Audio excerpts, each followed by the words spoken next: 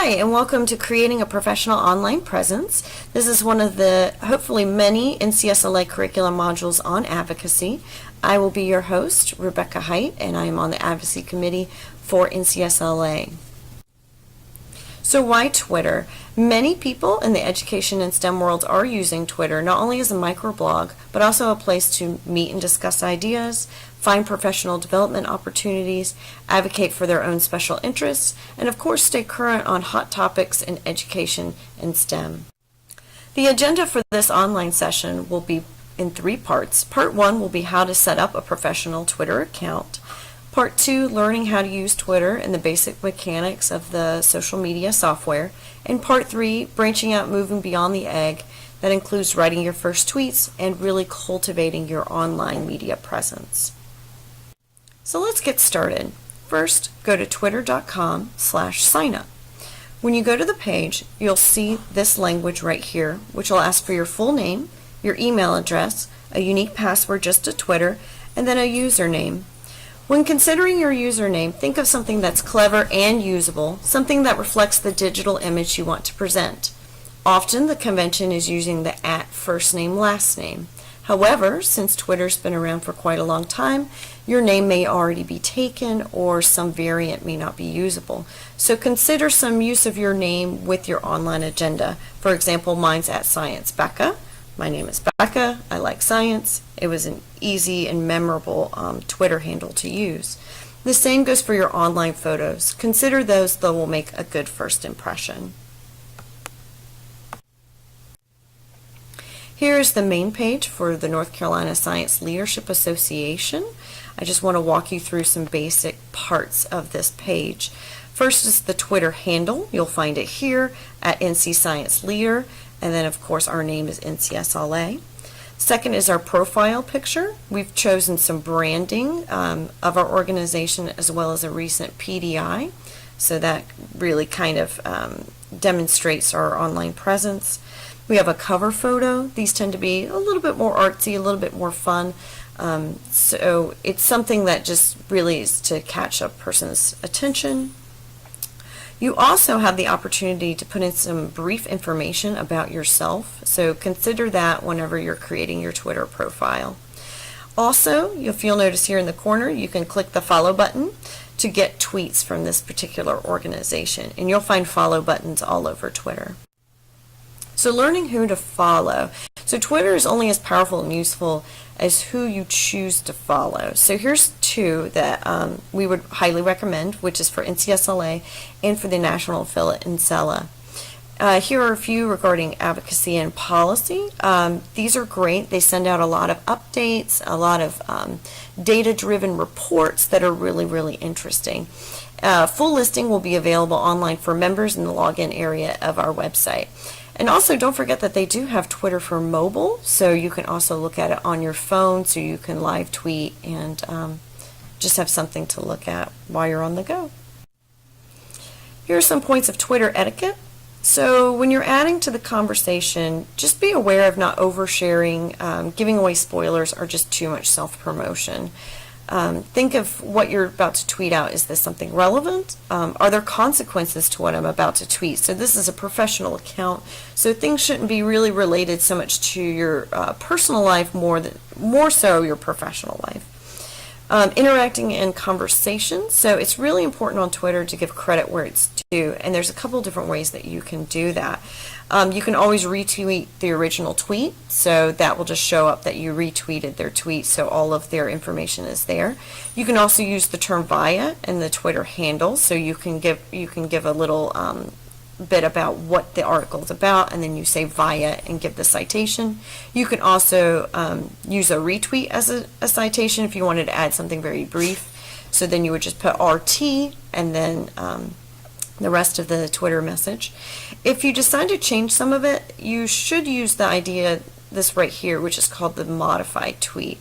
So it shows that how you've changed the original message, and then of course you might have to credit multiple sources. Another thing is to monitor the number of your tweets. If you're going to live tweet a session, you may consider letting your followers know first so that they can temporarily unfollow you for the session. You don't want to just kind of fill up someone's feed with the ed camp that you're attending. There's a complete Twitter etiquette guide via Mashable that is really great on their website. So hashtagging 1.0, following conversation. So first off, what is a hashtag? So hashtags are ways that Twitter will organize tweets by keyword. By using the hashtag symbol before a word or phrase helps organize this in the Twitter sphere. So then you can search words, a hashtag words, and it'll show you all the tweets marked with that keyword. For example, for NCSLA, we use the hashtag NCSLA. So here you can see when I searched, here's the entire Twitter feed. So here's the first tweet, come see us Thursday at the hashtag NCSLA Fellow Session at NCSTA 2014, so there's another hashtag.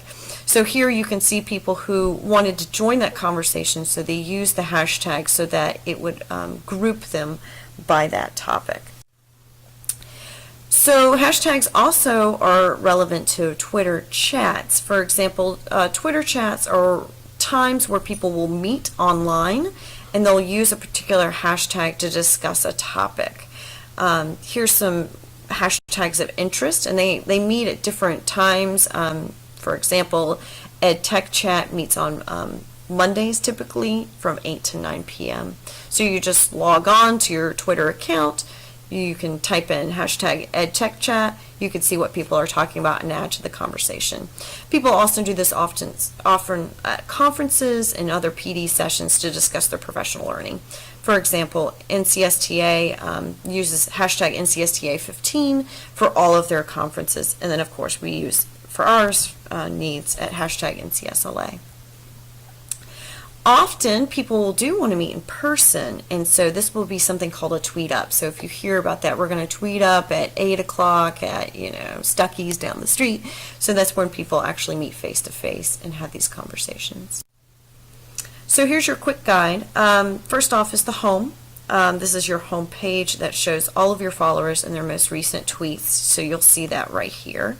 Notifications will show you who has mentioned you in a tweet or has retweeted you.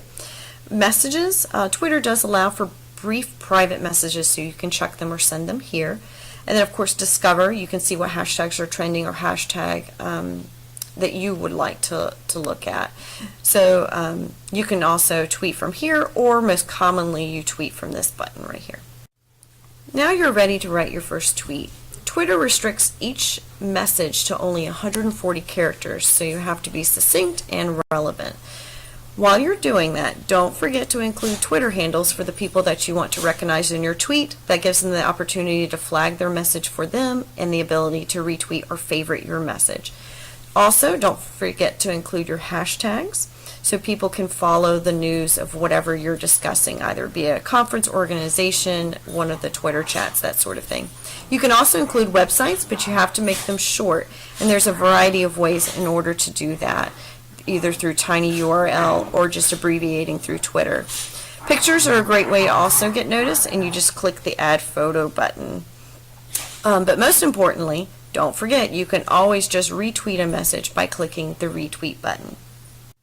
Now that you've begun tweeting, now it's time to spread the word about your Twitter account and generate some buzz. So consider reaching out to your friends. When you find great people to follow, you can either private message them or just try to tweet at them, and then sometimes they'll follow you back. So each Friday is a fun way to do that. That's called hashtag FF, or Follow Friday. So you can use this hashtag to help your friends find great people to follow on a given topic. For example, here's one that I made for Teacher Voice. And of course, as you can see, it's been retweeted, and then even people will tweet back to you and thank you for that. So that's another way to generate interest online. Thank you for your time and attention, and on behalf of myself, Rebecca Height, and the North Carolina Science Leadership Association, and happy tweeting!